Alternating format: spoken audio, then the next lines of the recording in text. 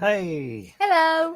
we're trying something Hi. different this time. We're trying a different way of streaming, which should hopefully get rid of all our problems we've had in the past. Oh, I really hope so. Last time it was off on. So thank you everybody for your patience. Let's hope it goes a little bit more smoothly this time.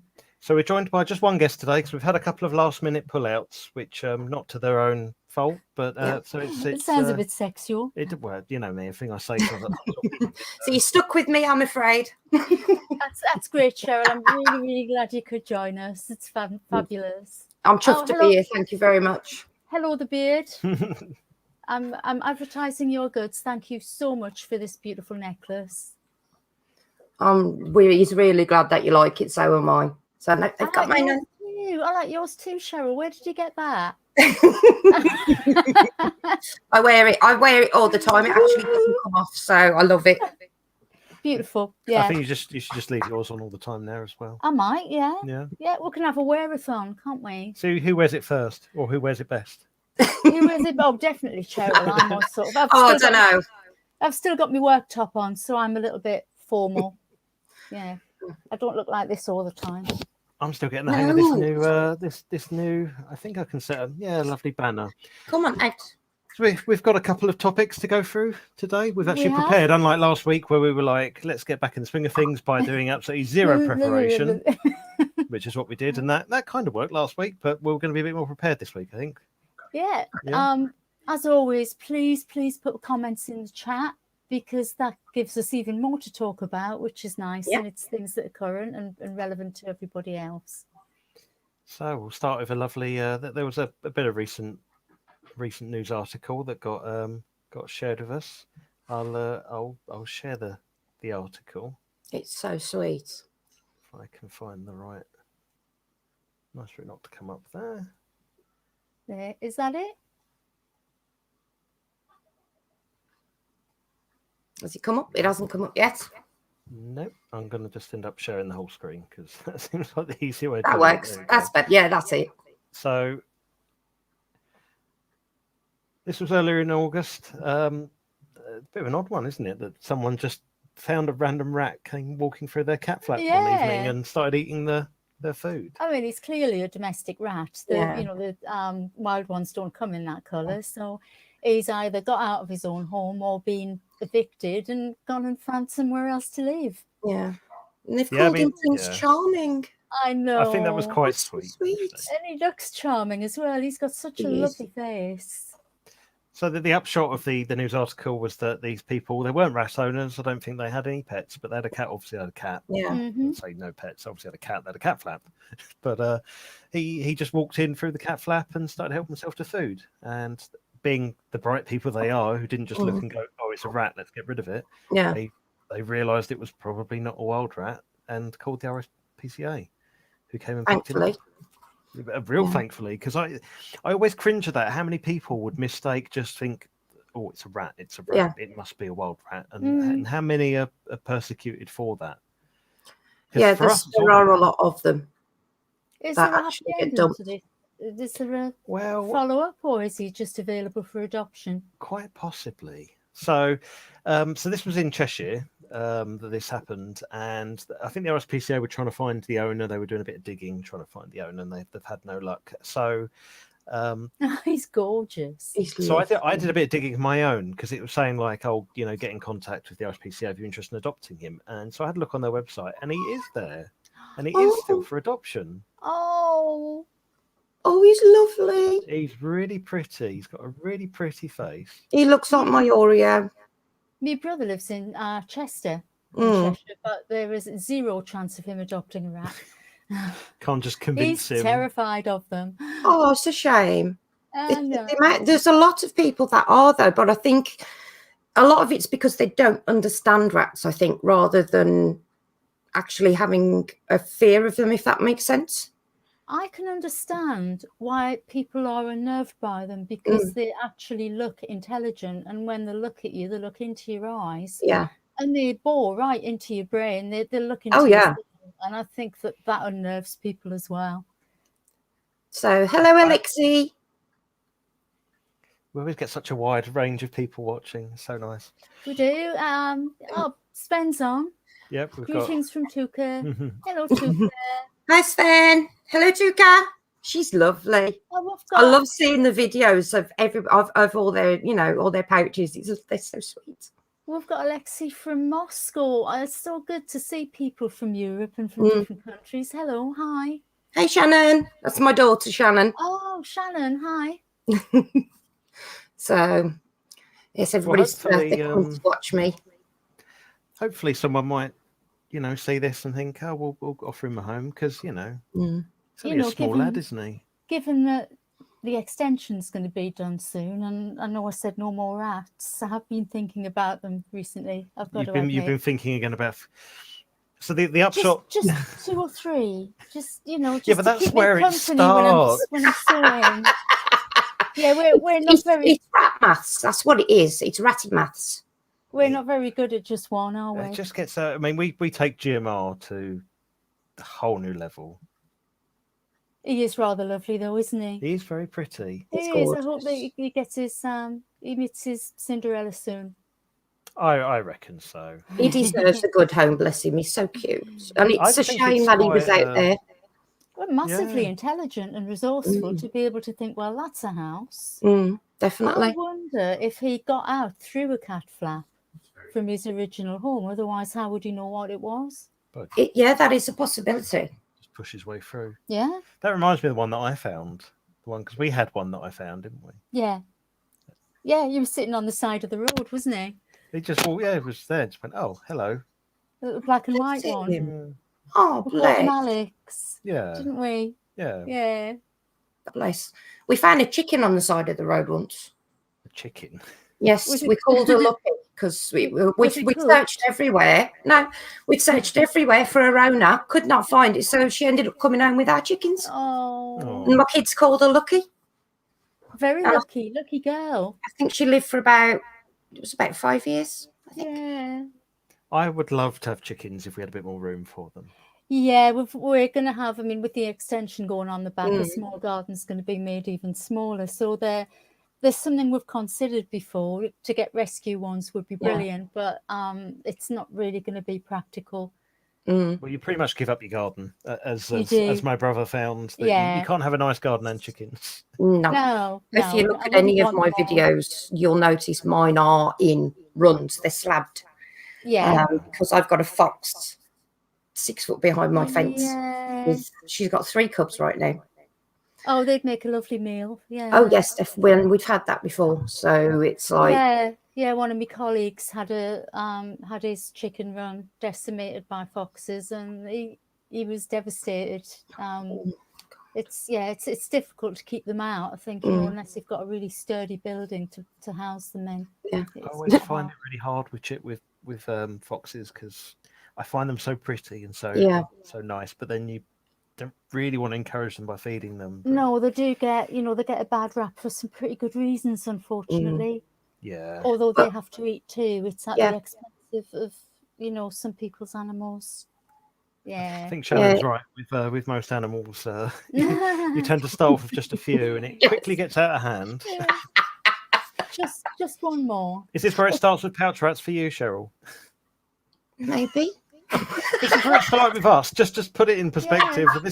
We started with just one, and now look at the mess we've got into now. For people that are watching, Cheryl hasn't actually got one yet. No, not yet. She knows more than most owners at the moment, but she's going to have one of our babies, and in a little while, I'll give Mum some avocado to distract her, and I'll go and get the babies so you can have a look. Oh, that's awesome. Thank you. But yeah, I'm so chuffed.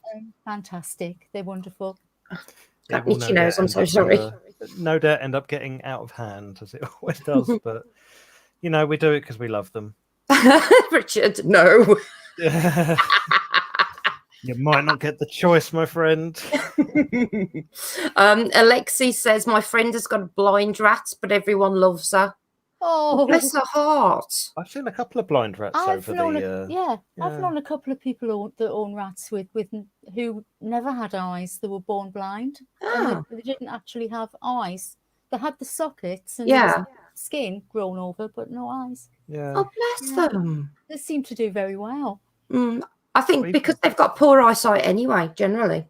That's right. We had a little Blossom who was blind. Blossom was blind, yeah. Didn't we? Yeah, we had a rescue rat, and we didn't know how old she was, but she would have been edging 2 when we got her, and she was absolutely gorgeous. She just loved people. She just wanted to be held. She used to hear me come in from work and just go completely mad at the cage door, throwing herself at the cage door until I picked her up. She was lovely. Very insistent, bless her heart, mommy's girl. Yeah.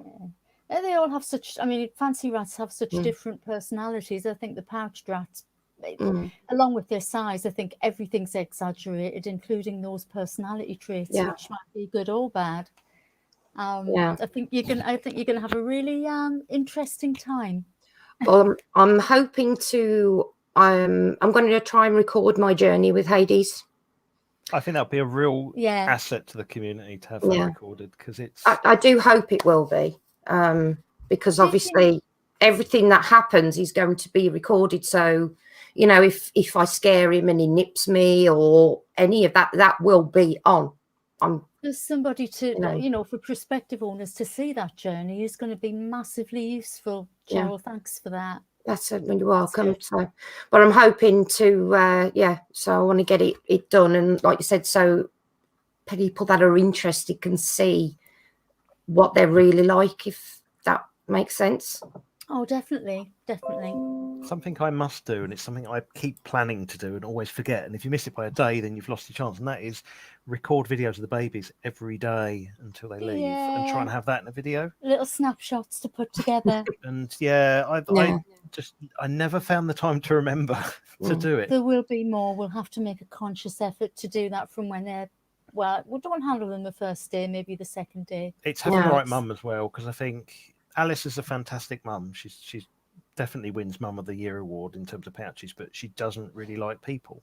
Yeah, she'd rather you just let her get on with her job. Yeah. Is Dee different in that respect?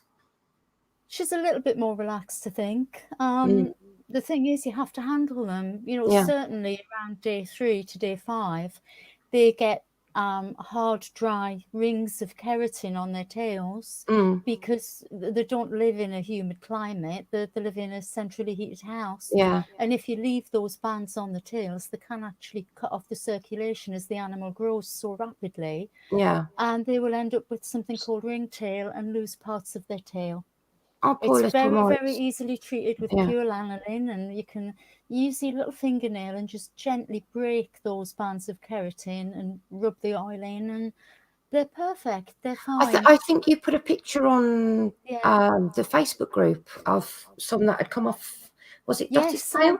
It was Dottie's tail, and she had a solid lump. I've never seen this before.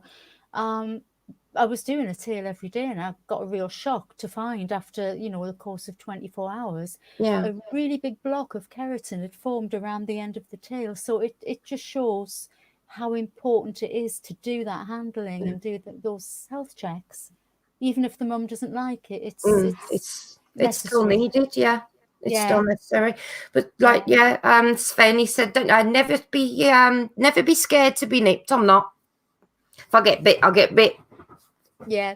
They've got, even as tiny ones. I was saying yesterday, the babies are 26 days old now, and one of them has got a really hard bite. Yeah, you've got to train them when they're this age, and just repeatedly say no when they bite, and inevitably they will start to learn no, and they start licking instead. Oh, bless! It's so good. Well, with these 2 boys, one's called Hades and one's called Chaos. So I really hope that they're not going to live up to their names. Well, I like the name Hades. It sort of popped into my head, and it stuck. It's fantastic. I think it works for well, Matthew's boy, Chaos, it came about just as a casual conversation. He said, "Oh my God, it's going to be chaos here." And I said, "Chaos is a really good name." So it is good. It's brilliant. Well, I've got and then I've got Anubis, Odin, and Loki already. We had a Loki. Yeah. Do you want to do the next article, honey? Yeah. So I think you were gonna. I haven't got a banner for that one, but you were gonna. Yeah. Nettie Satchel. I don't know if you're online today, Nettie, but hello and thank you for this brilliant tip. Nettie recently watched a documentary.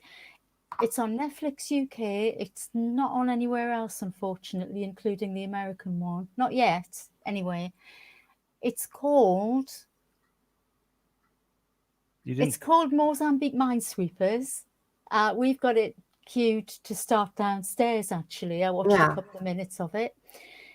It's set where we went in 2018 in Tanzania to visit Apopo HQ. Yeah.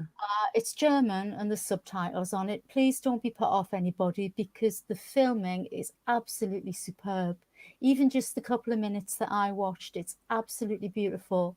So I'm looking forward to seeing it later. And when I go in, I'm going to watch it as well. Yeah, I hope that other people can enjoy that too. I think for those outside the UK, like you say, you can use a VPN and then you can pretend you're in the UK and then you'll be able to watch it. Yeah, if people are tech savvy enough. Which is great, because this episode of UnPouched is sponsored by ExpressVPN. No, it's not really. If you have an Xbox, I know that you can actually go in and change the area that you are in. There is a way of doing it. A friend of mine actually used to watch the American Netflix. He actually had the code for it to put in, so he could actually watch the American Netflix. That sounds really good. Okay, well, we'll bear that in mind. I'm sure that, if anybody wanted to watch the documentary and they're not in the UK, Lewis, you could perhaps give them some advice. I could probably find a way of sharing it. Find a way around anything, I know. It may actually be on YouTube at some point as well. I think it may filter down to YouTube. Somebody will put it on there. So we'll watch it and we'll do a lovely review. Yeah, that's a good idea, doing a review of it. That's a brilliant idea. After a bottle of Prosecco, that should be really interesting. It's chilling. I got your coffee. In preparation. Right, so what's up next? I guess our next headline topic was another news article, and that was study about how bats were learning to talk. So I'll share. I've actually read it. I've been in and read the study, and it's amazing the way they are, and how they've actually got the specific kind of rat that they have. Oh, look at those! Oh, it's so sweet and fluffy. See, people they give bats these odd sticks, but we'll go back to the top, honey. Yeah. We'll just go through some of the information there. The study was done in Costa Rica, which is another place we were fortunate enough to have visited. Baby bat babbling bears a striking resemblance to that of human infants. So they'll produce the rhythmic ba ba ba ba sounds, or da da da da, and they repeat it until they produce blocks of noise that will eventually become what the adults use. That's amazing. They just do it all day learning too. Yeah, I mean, from my point of view, it's interesting because my young nephew's just started doing that. Yeah. Well, he's moving into the speaking, but we've seen him going through that babbling stage of learning to talk and slightly starting to structure things. It's interesting that, and it makes you think, if bats are doing this, other animals are probably doing the same thing, ones that communicate at that same degree. Yeah, it's saying on this article that they've got a very sophisticated vocal communication and a repertoire of distinct syllable types. So it would seem that bats do actually have a vocal language, which is something I didn't know before. Yeah. That's really interesting. I think they had to find a specific species of bat. Yes, they're Costa Rican. Yeah. Yeah, these ones, they don't live in. They don't live really close up against each other. They tend to like their space when they're roosting. Right. So they could actually aim the recording device at a particular rat mother. Sorry, I keep saying rat. Bat mom, so they can actually listen to that specific picture there. That specific one. Yeah. Massively so interesting. Where's this article come from? Do we know? This was BBC. BBC News. So if anybody wants to read that a little bit more in depth, I think I shall. It looks really good. We actually had a couple of close encounters with bats a few years ago, didn't we? We've had a few because we had them living in our loft for a while. Yeah. Which was great. That wasn't here. That was in a neighbouring town. I was hanging out washing, and it was really late at night. It was a weekday, and it was about 10 o'clock at night in the summer. Yes, Shannon. Something whizzed by my head. And I thought, what the hell was that? What's that bird doing out? Not even dreaming in a built-up area, it would be a bat. And then it went past again and made a very high-pitched sound. I could just hear it, and I went, oh my God, I think you were in the shower. You rushed me out the shower. I was going, Lewis, there's a bat in the garden. And it actually turned out that we had a roost in the loft. There was the next day I went out with a bat detector and I and a clicker on my phone to count how many were coming out. And there was over 40. There was over 40 bats. Which when we spoke to someone who knows bats quite well, said that's a huge number to be living in a household property. Yeah. Especially the fact that you never heard any of them as well. No. Well, we used to go out every night after that. We did see droppings on the bathroom window ledge, which was directly below where they were coming in and out of a gap in the roof. But it was fantastic. We would just sit there and watch them every night. Oh, listen, they are fantastic animals. We do actually, because we're back onto the woods. Yeah. And a few times I've come out of the workshop on a night to go back in the house, and you see them swooping around. Yeah. And it's amazing to see. It really is. We've seen a few here as well, because the development we live on is built on woodland. We're surrounded by a kind of a nature reserve, aren't we? And we have seen them, not very often, but it's such a thrill when we do. Yeah, it's lovely. So what's the difference between a bat box, though, and a bird box? I think the hole, they've got the hole at the bottom, and they would fly in and go up and then hang underneath. Because Simon, Annette Reynolds says Simon made one for the side of the house. Yes, they do. They make some real sudden drops when they're flying. It's the way they dive bomb. It's like the best ones. We had one that fell from the sky when we were watching this colony that were living in the house, and we took it in, didn't we, for a little bit.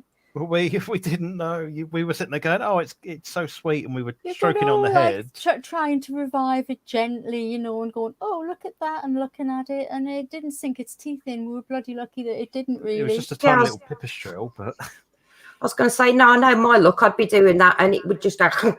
You get rabies. Yeah. Apparently, the bat boxes are very thin and long. Yeah, thank you for that. Thank you. Oh. I have to see if Richard can come up with them. Yes, Simon can make anything from wood. Yeah. He's definitely got wood, has Simon. Oh, brilliant. Wood. Yeah. It's great when you can make all sorts of different things, because we have got some bird boxes up on the back that Richard's made. So it might be a good idea, actually, to get some bat boxes made. You never know. Fingers crossed, we might get some. Swifts, didn't I? But it's never actually worked on. Swifts are really fussy. No. We get huge amounts of swifts around here, but never attract them in, which is a real shame. One of my favourite birds. Yeah, they're beautiful things. See, house sparrows are actually really declining because people are blocking up all their attics, so they can't get in. So if you can put bird boxes right up underneath the eaves, they'll actually use those to nest in. Well, we get starlings in our loft every year. Yeah, for about the past 4 years, they've come back to the nest. We've always said that if we ever get it, we get the stuff done underneath. Oh, what's it called? The fascia. Yeah, if we get that replaced, we'll make sure that hole's still there, because they don't leave a mess. The babies make a hell of a lot of noise, but hey, it's great. That'd be quite funny saying to the tradesman, "Okay, replace that, but can you drill? Make sure it's a big hole there. Yeah, can you drill out a big hole, because we'll have a starling family every year, but it wouldn't be without them. They had 3 clutches this year. Yeah, they tend to have 3, and again, when you ask people who know birds quite well, they say, "Oh, they'll only have 3 clutches if they're very happy." Yeah. Oh, that's fantastic, because I do know they were declining quite badly at one point, the starlings. Yeah. Because I don't know if you remember, when I was a kid, you'd just see huge flocks of them. Sparrows and starlings were everywhere. They were really, really common where I grew up. Didn't get an awful lot else, but sparrows and starlings were like really, really prevalent, and seagulls because I live near the coast. Yeah. Well, we're by the coast, and we actually don't get as many gulls here as we do when we go back up to the Midlands to visit. There's more inland now than there are really, apart from on the high street. And you've got to watch if you're eating on the high street, because they'll sit up on top of the shops watching you. And the second you're not paying any attention, gone. Your food's gone. Straight out your hands and they're gone. Yeah, they're very fearless, aren't they? Yeah. And herring gulls are big. I wouldn't argue with one. It'd be like, they have it. They've got very, very sharp beaks. Yeah, they have. So apparently, I have to give a shout out to. There's a YouTube channel I've been watching of late called Feeding Stephen. I keep saying to you, don't I keep showing you? And it's this guy he sort of encouraged a seagull over to his window and was giving it food, and he's been doing that now for over 100 days. And it was a female seagull, but he gave it a male name because he didn't know if it was male or female. And then it had babies, and now it brings the babies over for food. And he's got to the point that it will jump on his hand and take food. Oh, wow. And it's brilliant. You can tell how happy he is every time the seagull comes and sees. And so if you like seagulls, just give a search for Feeding Stephen. His videos are really short, they're like 30 seconds a minute, but they really make me smile. And Stephen had babies and brought the babies to be really fed sweet. as well, Yeah. didn't she? Yeah. And they are normally very, very protective over their young.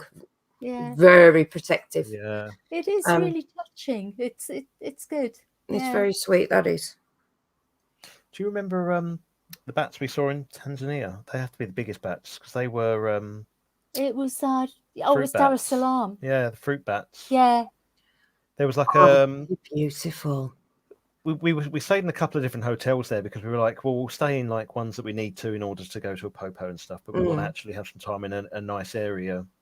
And actually be able to enjoy some together time. And this was almost like a complex that was kind of built around a centre, wasn't it? Yeah, there was a central square with shops and things, and there was a promenade where you had restaurants and bars and things. It was all very small and very westernised.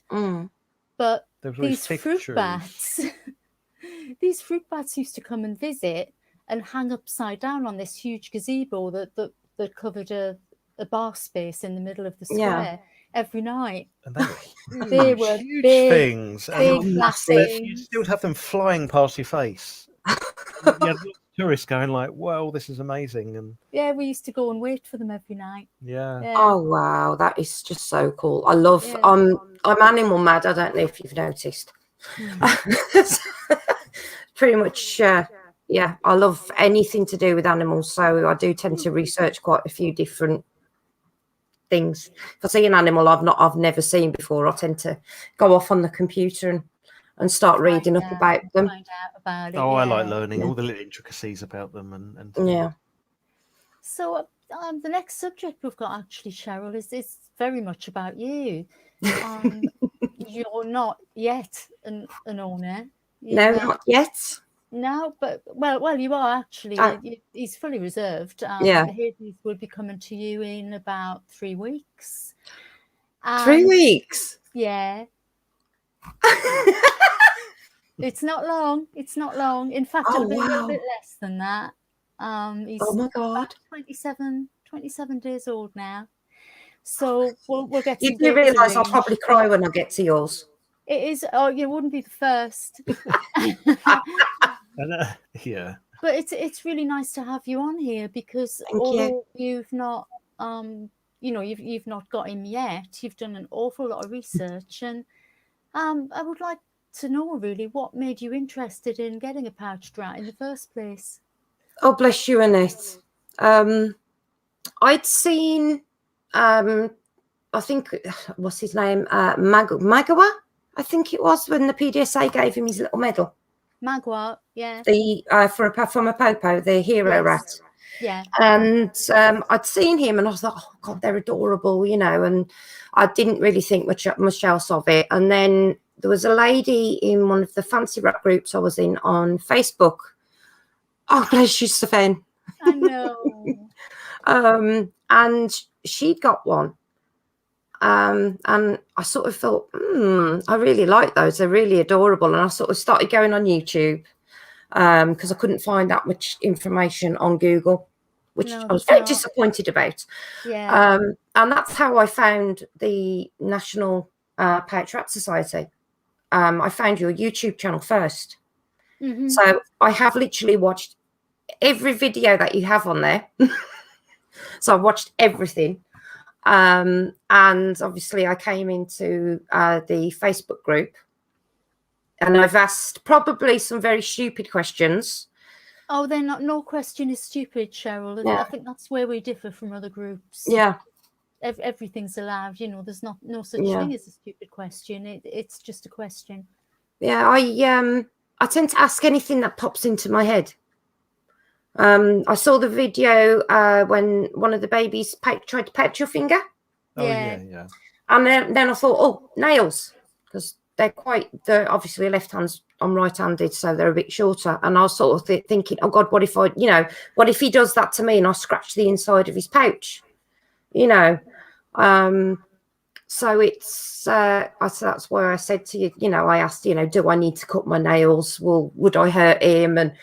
But I don't know, I like to learn as much as I can before I have an animal, because it needs everything to be right, and it needs a good life. It deserves a good life. Yeah, these are quite challenging animals to keep as well, and it is really refreshing for somebody that is willing to put in all that work first. Thank you. Regarding their pouches, they have a really thick membrane inside the pouch, because I was going to do it, honey. She's a little bit better with me. Okay. They do actually have quite a thick membrane inside the pouches, because in the wild they collect stones, sticks. They collect literally kilos of rubbish and put it in their nest and store everything. I did see some of the videos. I read about a researcher who found an abandoned nest where pouched rats had been. Yeah. And there was over 5 kilos of stuff in there. Life. And all that was carried in the pouches. I've heard of one that pouched a £400 pearl earring. Obviously, the owner was very quick to go in there and get that back. Sally's pouched a metal bottle cap before we went into a panic, and again grabbed her and got it out. To get her to go like that and hook it out of a pouch. Yeah, no damage done. Thank God. On the other hand, there can be damage sometimes, which will form an abscess, and that's vet treatment. They have to be sedated and have to have those cleaned out. But on the whole, they're tougher than you would expect. That's good. I suppose they have to be. Yeah. Well, especially where they live, I suppose, as well, because it's quite a tough environment where they're originally from. It's scrubland, really. In certainly in the summer season, it gets very arid, very dry. Yeah. And if you watch this Netflix documentary, you'll be able to see that. Yeah. It's very, very sunny. It looks like it's been shot in the summer. When we went, it was August, but it was their winter in Tanzania. Yeah. So it was quite cloudy most of the time. Yeah. Oh, look. Oh. Hello. Oh. Let's just hold him up to the camera. Oh, hello, beautiful. Oh, aren't you too gorgeous? Hello. Oh, hello, beautiful boys. Am I going to get pouched? Oh, my life. Oh, they're so adorable. Hello. The one that I'm holding has a very, very sweet nature. He's really quite people friendly and kind. Oh. This one is a bit the other one here. I think he throws he kind of throws his weight around a bit more, and he's a chunky boy. But he's got the weight to throw around. He is a big fat thing, yeah. But they will. Oh, look at your faces. They will change a lot. They're 3 weeks old. Their temperaments will start to become apparent now. Oh, bless them. Oh, they're just so good. And I really do feel honoured to be allowed to have one of them. I really do. Oh, look at them. Oh, I'm in love. They're fantastic. And, you know, they're not in regular... Oh, he's having a wash. You've done a wee on me, this one. They're not in regular supply. The animals that we keep are first and foremost our pets. And if they happen to have a litter, that's nice. We don't, you know, we don't breed them for a living. We've both got full-time jobs. Oh, yeah. Punched my hand, mister. When the litters do pop up, it's really quite nice. Oh, they're so adorable. And it says chubbies, cuties. They're so sweet. Hello, Baba. Almost as cute as a ferret, Alan says. Oh, yeah, Alan, you commented earlier on that Bobo cries when she sees you. I hope they're tears of joy. Oh, bless. And nothing worse. He loves, she loves him. Yeah.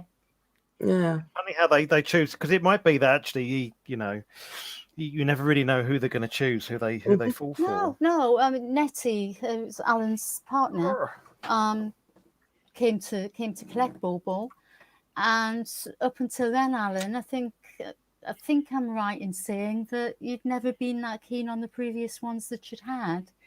And when she brought Bobo home, Alan sort of went, "Oh, can I hold her?" You know, and I think she's sort of, you know, she's quite fond of him. So you never can tell who they're going to bond to. Well, I said it'll be just my luck that he's going to. He'll probably bond to Richard or Shannon. It'll be, you know. So because when again and get another one. They do have, they do have a special human. Yeah. Normally, we did originally. I had fancy rats, and I was breeding and showing them at the time. And when we got Arthur, we got him for Lewis. Yeah, and how that turned out. And he very quickly made it plain that he was going to latch on to me, and he never let go. He was a mama's boy, wasn't he, Arthur? Until his last breath, he never let go. He was absolutely wonderful. He is boggling. He's actually not biting today. He's very licky. Oh, bless him. He's boggling as he's being stroked. You just want to run off, don't you? Alan said he used to be terrified of them. Yeah. I'm not surprised. I'm terrified. I mean, they can be pretty formidable, but oh yeah, I wouldn't like to get on the wrong side of one. No. And I've seen them stand on their hind legs and run. They take the first few steps on their hind legs and then just charge, and it is well. Rory's gone for you. Oh yeah. Hasn't she? Before. Oh, that's big boggling little man. It's a shame I can't get that on camera. Ben said he would like a ferret, but they do hunt rats down, don't they? So not a good combination. Yeah. I mean, ferrets are lovely too. I'm a bit wary of them. You know, they can be a bit nippy, but they are really sweet animals. They are gorgeous. We actually were going to get ferrets, and then we decided to get chickens. Yeah. Because we'd had chickens years ago, before we moved down to Dorset. And I think Richard went for 6. He came back with 8. He went back the next day to get another 2, which are the silkies. And I think we've got about 30 now. Oh, it's interesting that you say you moved, because I did think you had a Midlands accent. Yeah, I'm Black Country. Not South Country. Yeah. Yeah, I'm from Boy Dudley. How long have you lived in Port for? 13 years this year. Oh, long time. Just gone. It's beautiful in Dorset. I went there for a holiday with the boys when they were toddlers, when they were really young. Yeah, it was so much better for the children down here. I think Shannon was 8 at the time. She's the eldest of the 3 that we've got. And I mean, Thomas was just before his 2nd birthday. I think we moved down here 2 weeks before his 2nd birthday. So they've all pretty much got the Dorset accent mixed in a bit with the Black Country still. Yeah. But there's so much more for the kids here as well. It's beautiful. It's a beautiful part of the country. It is absolutely gorgeous. It was called Poppy Cottage, and it was near Blandford Forum. Oh yeah, my mother-in-law lives over there. Yeah. And it was gorgeous there. It's gorgeous. I love living down here. We've got anything else on the list, honey? Oh, and it's chatting out. The other baby's going to Matthew Carpenter. We've already mentioned that it's going to be called Chaos. Yes. And I was going to mention quickly about the approved vet program. Yeah. If you want to run through that, do you want me to hold him? That is a brilliant idea, actually, that you've come up with. It really is a brilliant idea. So it come about because there's a lot of vets, not just myself, but other people have come across who they're really keen to get involved with the pouches. They want to learn more. That it's not just like, oh, here's an animal, get it in, get it out. Yeah. Some of them are very dismissive of them. Some really want to learn, and they should be recognised for that. And people should seek them out for that. My vets are very excited about having a pouchie. That was what I did before I actually went filled out the form. Was I made sure I had a vets available beforehand, and she's so excited. Yeah, she's so excited. That's one of the biggest problems I think that people don't really think is that if you just pop down Pets at Home and bring one of these, they won't see you. A lot of the time they're not going to, unless they've actually got an interest in them, they're not going to want to see them. I mean, it's hard enough finding one just for a general fancy rat. Yeah, they share some commonalities with fancy rats, but there are some differences as well, and obviously the handling is different. People may just not want to run the risk of every member of staff getting bitten, like Arthur did. Yeah. when he was ill, he had shortly after we got back from Africa, he contracted Giardia. Yeah, and he was ill for a month. I mean, very, very ill, including some hospital stays, and he bit everyone in the practice. Oh, crikey! Except for Alex, who is the one that's ended up being the special vet for the pouches. Oh, bless him. I think what the plan will be is that we've got some names down. I think we're still just going to go through them now. But we will send them a letter saying they've been nominated and a certificate to say that we recognise them as an approved vet, someone that we would send people to, regardless of where they go to. If they go to different practice, we'll still recommend them because it's them we're recommending, not the practice. Yeah. We'll have a database. If they're happy to be placed on it, we'll have a database saying this is the vet, this is where they currently are. Get in contact with them if you need them seeing. Yeah, that is a brilliant idea. Yeah, we'll see how that goes. The idea is also that vets can start to talk to each other. So if they've got something, one of them might have dealt with a broken leg, one of them might have dealt with this. They're not going to know. They'll be able to talk with each other and know. Yeah, that might be helpful for them too in different parts of the country, especially. I know that Linda will nominate her vet in Edinburgh. So hopefully we'll get a good smattering around the country of people that we can recommend. It's really important. Alan's he said his vet is a lecturer in exotics, so the pouches are shown a lot to the students as well. Oh, that's really interesting. It's so good when that can be a two-way thing. That's great, Alan. Thanks for letting us know. That is brilliant. Fantastic. Because I know that your vet is a special one, Alan. Yeah, if you could let us know who they are, Alan, that would be fabulous. If you and Etty haven't already. Yeah, put them on the there's a post I did with it. No, but there's a list on a form on the Facebook group. Right. Chuck the details on, and we'll send them out a certificate. Oh yeah, Alan, if you could do that, that would be really good. Thank you. I'm just watching him. I have a nice little clean. I love the way they do that with their ears. It's sweet when they first learn, because they always do it and fall over a lot when they're first learning, and then they have to prop themselves up with one hand and do it. I like it when we let them out on the sofa from a very young age, and they run around frantically climbing, scrabbling, and then they'll just sit there and start swaying. They just literally just collapse. It's so funny. Fall asleep so quickly. They do fall asleep within a second and wear themselves out. Oh, proper little babies. Oh, you're so gorgeous. It's such a privilege to be able to do this. It really is. And it's not all sweetness and light. We do have sad stories too with breeding. I think everybody has those moments where things might not go the way they want them to, and it's heartbreaking. But this makes up for it. Just seeing them grow and develop, and knowing that they're going to bring a lot of happiness. Oh yeah, and frustration. I've got a lot of patience with animals, not with people. I don't have a lot of patience with humans. But I've got infinite patience when it comes to animals. I really do. Yeah. I mean, animals are so enriching. I couldn't imagine a house with no animals. It would be so still. No, After I lost my boys, actually, the other week, Richard did mention, maybe not having any more and that. And I'm like, no, I will be having more in the future. Yeah. Even though they break me every time. Yeah. Oh, yeah, the amount of tears I've shed. Because, I mean, fancy rats do have a quick turnover. They have short lives. And, I've cried for them all. Mm-hmm. Some, like you say, some more than others. Some do get into your heart more. Yeah. Arthur, as well, I still cry for him now. He's proved very, very difficult. I've never kept a dog, but I'm imagining it's kind of the same. It's that heartbreaking prolonged, when very, very deep. Yeah. Very deep-seated grief. It leaves a huge hole. Oh God, yeah. Part of you.